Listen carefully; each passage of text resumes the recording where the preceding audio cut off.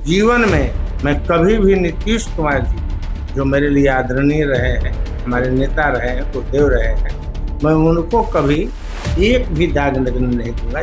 Ticket बंटवारे का जो फैसला रहा, इसमें क्या लेन देन का जो मामला सामने आ रहा है कि जिस प्रकार की राजनीति चल रही है, नीतीश कुमार के दामन पर दाग लगने जा रहा है। पैसा का खेला तक शुरू हो गया हमारे पार्टी में। क्या अब जदयू पर नीतीश कुमार का कंट्रोल नहीं रहा? और दूसरा सवाल ये है कि जो विपक्षी दल लगातार जो आरोप लगा रहे थे नीतीश कुमार की तबियत को लेकर, क्या वो सच सामने आ रहा है कि नीतीश कुमार जी का अब पार्टी पर कोई पकड़ नहीं रह है। निशांत कुमार की तरफ इशारा कर रहे हैं? भविष्य का वही है। चुनाव जीतने के बाद अगर फिर से जदयू में शामिल होंगे सर? जितने भी कदम ताल किए हैं मेरे साथ, आज उन सारे लोगों को टिकट काट दिया गया है। एनडीए, महागठबंधन, जनसुराज किससे बड़ी चुनौती मानते हैं? लेकिन मैं राजेंद्र बाबू का नामांकन में जाने के लिए बाध्य होता कभी आगे भी राजनीति करने, और मैं निश्चित तौर पर राजेंद्र बाबू को जिताने का प्रयास। दिनारा विधानसभा का सियासी तापमान तब से चढ़ा हुआ है जब से जदयू के कद्दावर नेता जयकुमार सिंह ने निर्दलीय चुनाव लड़ने का फैसला किया है।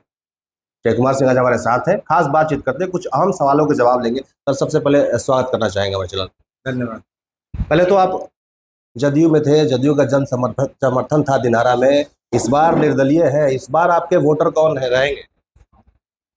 देखिए, एक बात आप जानिए, मैं जदयू का समर्थक और नहीं थे, जदयू का बड़ी जिम्मेवार लोग में से थे। हम लोगों ने पार्टी खड़ा किया है और सरकार ने और माननीय मुख्यमंत्री ने जिस प्रकार से हम लोगों को आशीर्वाद मिला उनका, मैं 2005 से विधायक रहा हूं, 2010 रहा हूं, 2015 रहा हूं, और लगातार बिहार सरकार में 4 मंत्रालय, इम्पोर्टेंट मंत्रालय हमारे जिम्मेवारी हमको मिली, और हम लोगों ने बड़ी बेहतर तरीका से नीतीश कुमार के दामन पर एक दाग नहीं लगने दिया अपने काम करने के समय में। तो हम लोग आज भी, हमारे आत्मा में नीतीश कुमार जी हैं। मैं कई चैनल पर बोला हूँ, देखो पार्टी मैं किन कारणों से छोड़ा हूँ। मैं पार्टी पहले तो अपने नेता के कारण से नहीं छोड़ा हूँ, और मैं जा रहा हूँ तो नेता का आदर्श विचार मैं अपने हृदय में लेकर जा रहा हूँ। मैं भी कहा हूँ कि जीवन में मैं कभी भी नीतीश कुमार जी जो मेरे लिए आदरणीय रहे हैं, हमारे नेता रहे हैं, गुरुदेव रहे हैं, मैं उनको कभी एक भी दाग लगने नहीं दूंगा जब तक ये राजनीति करूँगा। मैं आज निर्दलीय हूँ। जो माननीय मुख्यमंत्री नीतीश कुमार जी ने तबीयत खराब होने की वजह से, तबीयत खराब होने की कई वजह हो सकता है, हम उसके बीच में नहीं जाना चाहते हैं। आज जरूर है माननीय मुख्यमंत्री जी की इलाज कमजोर है, नहीं कुछ कर पा रहे हैं। कुछ जिम्मेवार लोगों को जो उनको अपने प्रिय दिखे, और उन्होंने जरूर इतना कहा कि देखो, जिस आदर्श और विचार को लेकर मैं चला हूँ, गरीब गुरबा के कल्याण करने को चला हूँ, बिहार को समृद्ध बनाने को, मेरे दामन पर दाग न लगने देना। जैसे जैसे तबीयत खराब हुई, हम लोगों के बीच में भी कहते थे कि देखिए आप लोग थोड़ा काम देखिए। मुझे इस बात से बड़ी दुख हुई जिस दिन मैं पार्टी में कहा कि अब मैं पार्टी का नहीं रहा। मैं क्यों कहा? मैं ये समझा कि पार्टी में नीतीश कुमार जी नहीं रहे, तो मैं सीधे जाकर कहा हूँ उनके बाद जो नेता कि जिस प्रकार की राजनीति चल रही है, नीतीश कुमार के दामन पर दाग लगने जा रहा है। पैसा का खेला तक शुरू हो गया हमारे पार्टी में। ये कभी कल्पना हम लोग जीवन में नहीं किए थे। जब नीतीश कुमार जी ही नहीं रहे तो जय कुमार 1 मिनट इस दल में नहीं रहे। उसमें टिकट की बंटवारा नहीं हुआ था। ऐसा नहीं था कि मेरा टिकट कट गया। मैं जो रवैया देख रहा था, उस रवैया से नाखुश होकर के हमने पार्टी छोड़ा है। और एक बात जान जाइए, नीतीश जी जब मेरे हृदय में है, नीतीश जी के घर के सुसज्जित भी करना मेरा नैतिक कर्तव्य है। चुनाव बाद मैं इस घर को, जिस घर पर पूरी बिहार के आम आवाम विश्वास किया है, यही एक पार्टी है जो ईमानदार पार्टी है, उसकी ईमानदारी बनी रहे, इसके लिए एक आंदोलन शुरू करूँ। मैं यही नहीं छोड़ूंगा। तो क्या चुनाव जीतने के बाद अगर फिर से जदयू में शामिल होंगे सर? देखिए, मैं जदयू में शामिल होंगे चाहे नहीं होंगे, मैं इस घर को, जो जिस विचारधारा का वो घर था, जिस आइडियोलॉजी पर बना हुआ वो पार्टी था, उस आइडियोलॉजी को कायम रखने का मैं प्रयास करूंगा। जिस दिन उस आदर्श पर, नीतीश कुमार के आदर्श पर वो पार्टी खड़ी हो जाएगी, मैं निश्चित रूप से उस दल में चला जाऊंगा। यहाँ एक सवाल और उठता है, जैसे आपने बात करी नीतीश कुमार ने जिन लोगों को जिम्मेवारी दी, क्या ये जो टिकट बंटवारे का जो फैसला रहा, इसमें क्या लेन देन का जो मामला सामने आ रहा है, किस रूप में देखते हैं? निश्चित रूप से है। मैं इसलिए कह रहा हूँ कि जिस प्रकार की राजनीति हुई, आप भी मीडिया के लोग हैं, जिस प्रकार की टिकट की बंटवारा हुआ, आप एक ही बताइए कि सभी लोग कहते हैं कि नीतीश कुमार के नेतृत्व में बिहार की सरकार बनने वाली है। तो जिसके नेतृत्व में सरकार बनने वाला है और जो व्यक्ति को अधिकृत किया गया कि आप बात करो, उसका पहला शर्त होनी चाहिए हमारी ये हार्डकोर सीट है, क्योंकि मुझे नेतृत्व करना है, मैं अपने सीटों से समझौता नहीं करूंगा। इस पार्टी के ये हार्डकोर नीतीश जी के आदमी है, हम इन पर समझौता नहीं करूंगा। नैतिकता ये कहती है कि इस राह पर कभी भी अधिकृत जो व्यक्ति रहे वो चले ही नहीं। तो ये लगा कि एक बहुत बड़ी साजिश है नीतीश कुमार जी के खास आदमी को हटा देना, कोर सीट को तोड़ देना। लगता है कि ये पार्टी कहीं जाकर मिलने विलय के आधार पर, जो मैं बोल रहा हूँ, कहीं ऐसा ना हो ये पार्टी किसी दल के साथ एक बड़ी समझौता करते, डील करते, ऐसा मुझे नजर आया, तब मैं इस पार्टी का बगावत किया। यहाँ से सर दो सवाल और उठ रहे हैं। क्या अब जदयू पर नीतीश कुमार का कंट्रोल नहीं रहा? और दूसरा सवाल ये है कि जो विपक्षी दल लगातार जो आरोप लगा रहे थे नीतीश कुमार की तबियत को लेकर, क्या वो सच सामने आ रहा है? देखिए, पहले तो ये जाने कि बिहार की जनता जन जन के हृदय में नीतीश कुमार और नीतीश कुमार पर विश्वास करते हैं। लेकिन इस बार जिस प्रकार का टिकट का बंटवारा हुआ है, ये संदेश जदयू के सारे लोगों के पास चला गया कि नीतीश कुमार जी का अब पार्टी पर कोई पकड़ नहीं रह है।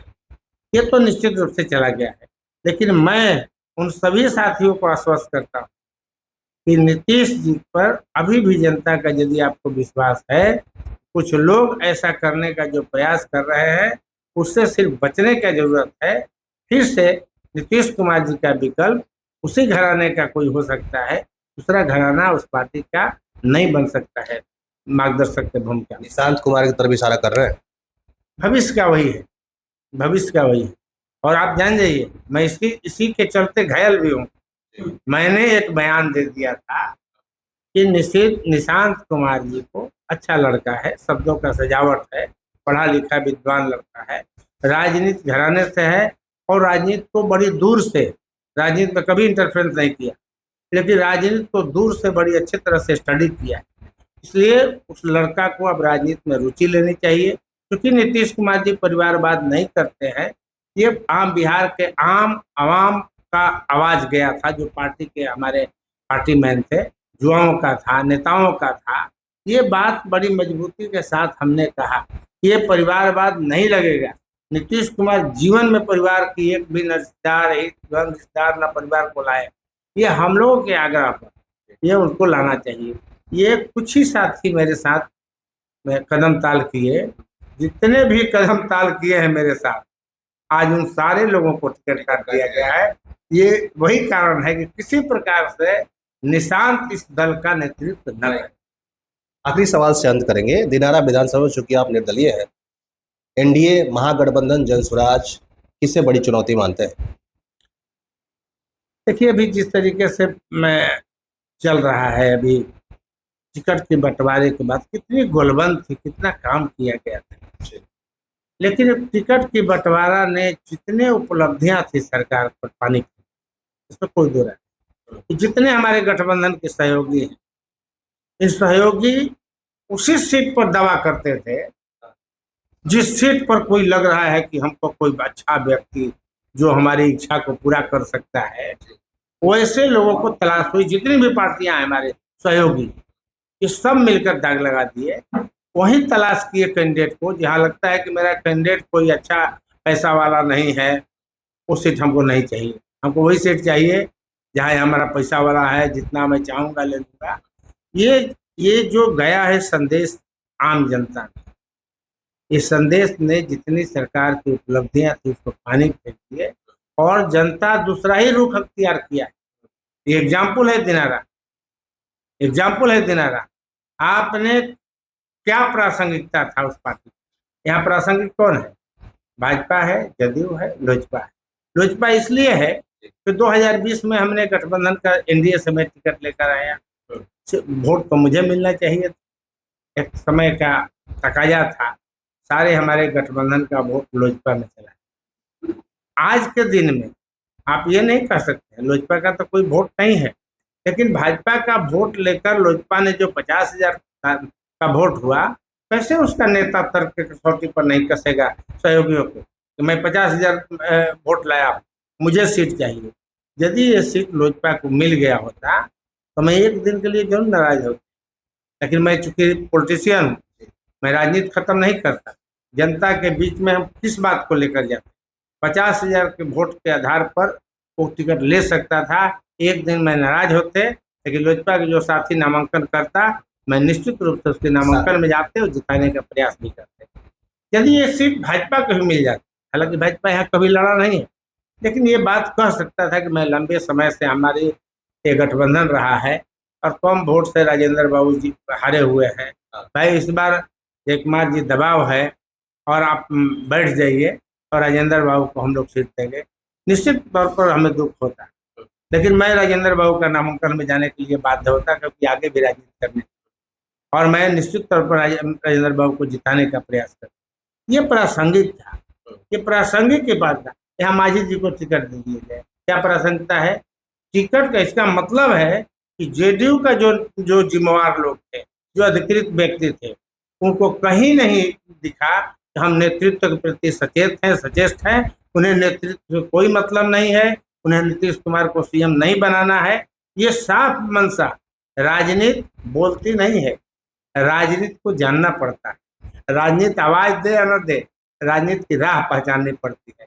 हम लोग ऐसा राजनीतिक नहीं है वो राह को नहीं जानते। जिस राह पर चला है हमारे पार्टी के जो सीट की बंटवारा में, ये निश्चित तौर पर नेतृत्व का नहीं है। वो नहीं चाहते हैं कि नीतीश कुमार जी अगला कदम उठाए। कहीं ना कहीं इसमें साजिश दिख रही है और इस साजिश की पर्दाफाश निश्चित तौर पर चुनाव बाद। चलिए, धन्यवाद समय देने के लिए। तो ये जयकुमार सिंह है, दिनारा विधानसभा से निर्दलीय प्रत्याशी, हमारे तमाम सवालों को बेबाकी से जवाब दिए। बाकी आप क्या सोचते हैं इन मुद्दों पर, आप भी जरूर बताइएगा। मेरा नाम स्वरूप प्रताप सिंह है, आप देख रहे टॉप 24 पोस्ट। बहुत शुक्रिया।